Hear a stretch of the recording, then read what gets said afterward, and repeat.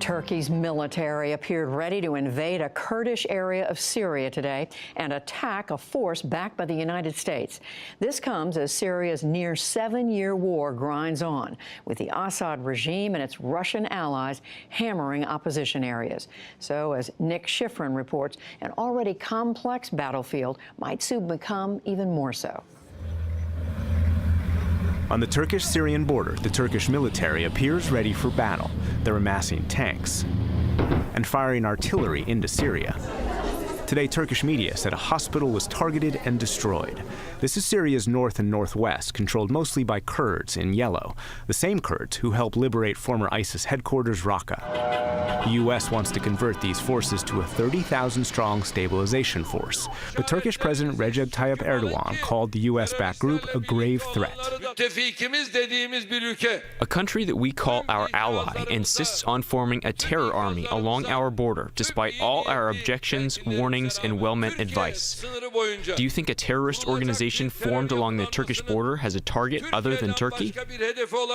The U.S. insists the force poses no threat to Turkey, but the U.S. will support them for years as part of a long-term military commitment designed to prevent ISIS from returning, says Secretary of State Rex Tillerson. ISIS presently has one foot in the grave, and by maintaining an American military presence in Syria until the full and complete defeat of ISIS is achieved, it will soon have two.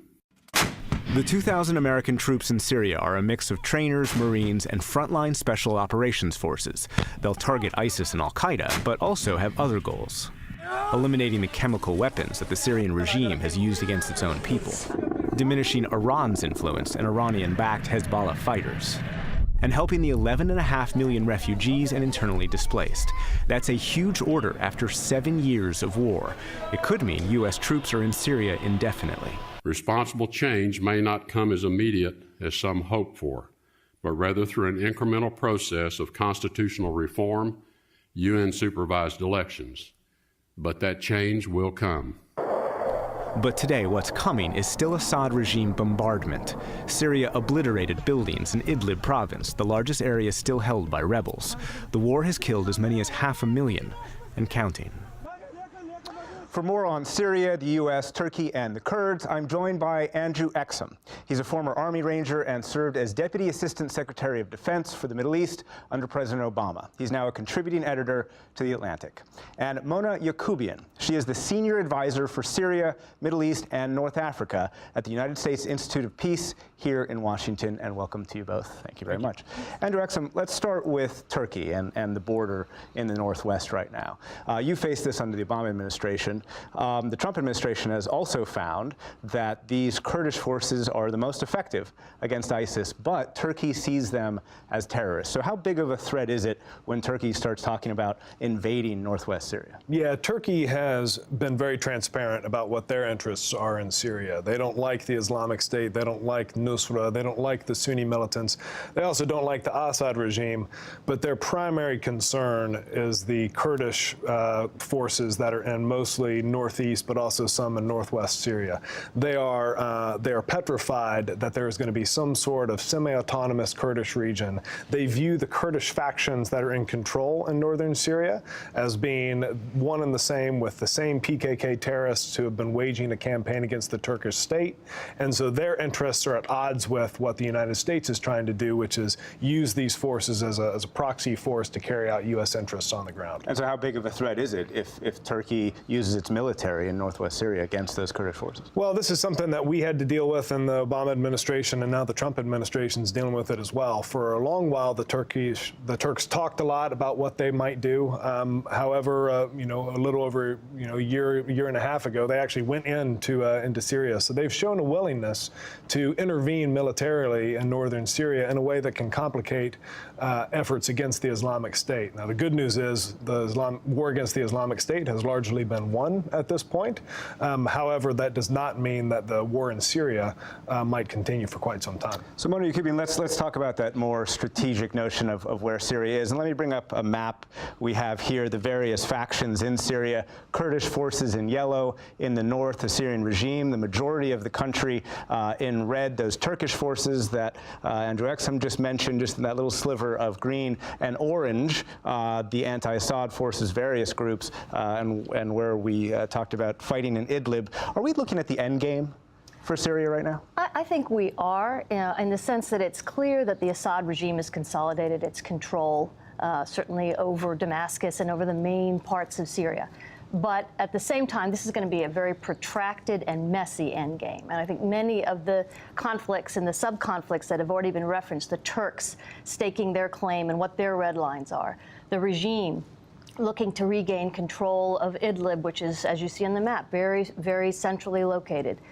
The Kurds attempting to stake their claim. I think it is an endgame, but it'll be long, it'll be messy, and it'll be, unfortunately, rife with conflict. So a lot of conflict, long and messy, but Andrew Exum, is the war strategically over? I mean, did the Syrian regime win? No, I think Mona put it very well. I think that the war strategically, for all intents and purposes, is over. The Syrian regime did win.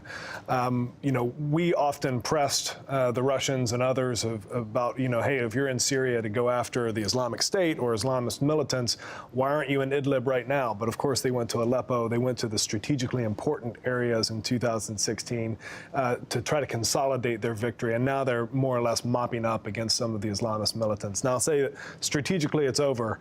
However, this conflict could last for quite some time, and there's still going to be quite a lot of suffering, especially in places like Idlib. But as we see, and as we see in every civil war in the region and elsewhere, you know, all the factions there are fighting with that eye towards what that post-war settlement looks like, towards who gets to be in control of which areas.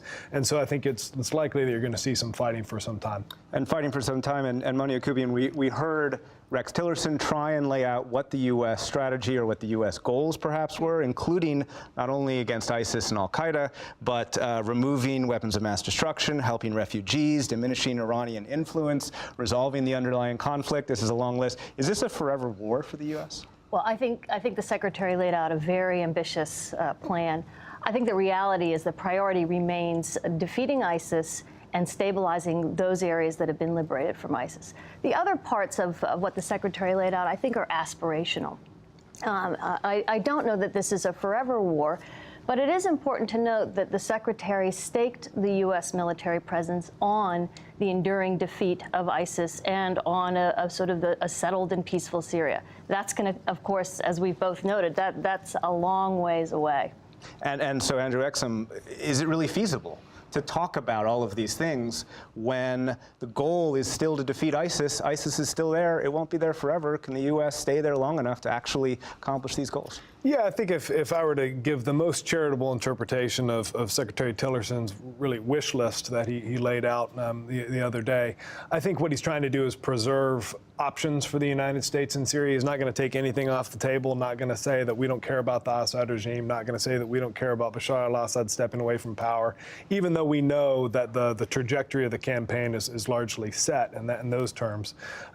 Also, keeping those U.S. forces on the ground, that also preserves options in terms of pushing back against Iranian influence, but also continuing the fight against the Islamic State. Bottom line, it just gives you that option to continue to project power for the foreseeable future. And Mona Yacoubian, last question. We cannot forget the humanitarian aspect of this war. Idlib is going to be very bloody. You were former U.S. aide. Are we looking at another humanitarian catastrophe in Idlib? Unfortunately, Nick, I think we are.